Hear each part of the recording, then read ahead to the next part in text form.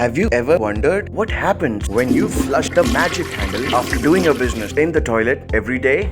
Even though wastewater treatment is the greatest invention made by humans in the last 200 years, many people still falter from discussing about the scientific aspects of this topic. But here's an insight from us, from the engineers and the experts in the field. The process of wastewater treatment takes arguably one of the most thought of disgusting substances in the universe and then turns it back into something that is not only safe to support our very own existence, but is also essentially important for all life on this planet. And that's why I call it the magic handle.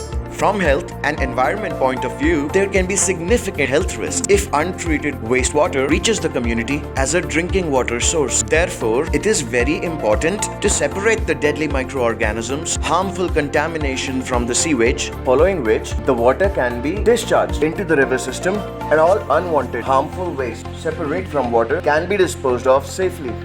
At present, 65 million gallons of sewage is generated per day in Chandigarh alone.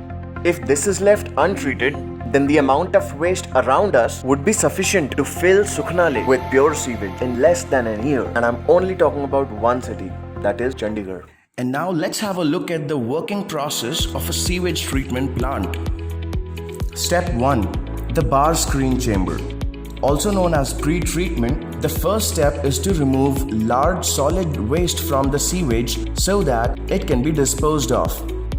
The purpose of a bar screen chamber is to make the whole mixture more homogeneous by separating large solid materials like metal and wood. However, a lot of solids like rocks, sand, and stones still need to be separated.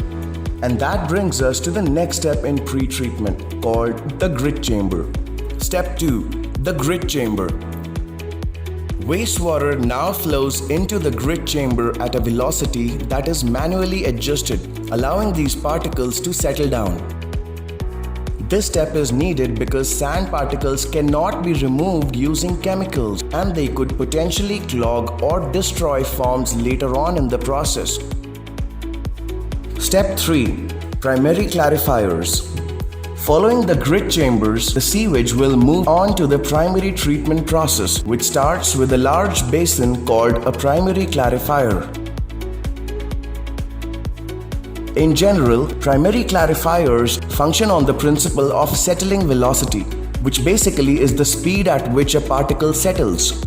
For wastewater being pumped into the clarifiers, it is important that the flow rate of the water being pumped in does not exceed the settling velocity of the particles that we're trying to be removed. In order to accomplish this, engineers will vary the size and number of primary clarifiers in accordance with the plant's permitted sewage flow rate. This ensures that at varying flow levels, solids can settle out of primary clarifiers to the correct quantities. At this step in the process, the slightly treated wastewater, also referred to as effluent, is free of solids larger than 10 micrometers and is basically all organic matter which could be treated further. Step 4. Aerobic digestion. The top layer of the clarified water flows over a weir valve into the next basin, and this process is called the aeration basin. Now begins the process of secondary treatment. The self-focus of this process is to significantly degrade the biological content of the sewage. Effluent flows into the aeration basins, at the bottom of which are hundreds if not thousands of tiny air blowers that create bubbles through the water. The water is pumped into this tank along with something called return activated sludge. You can think of return activated sludge as a bunch of happy little bacteria that get to eat their favorite foods all day long. This introduction of significant amounts of bacteria along with the massive amounts of oxygen injected from the bubblers creates an environment which is perfect for the process of aerobic digestion. To summarize simply, it is the breakdown of organic matter along with the use of excess oxygen. Some older plants will add in another step of aeration basin, and this is referred to as biofilters or trickling filters. These filters essentially trickle the effluent over a medium like stone plastic and allow the former to chow down on any organic matter in the water. Step 5. Secondary clarifiers.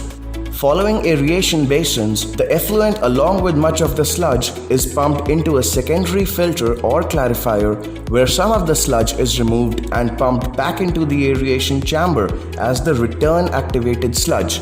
Further settling of larger particles is also accomplished in these basins as the final step of the process that will remove solids and larger biological matter. At this point, 85% of all organic matter is removed from the water and the effluent should be safe to drink in most cases, although you probably wouldn't want to.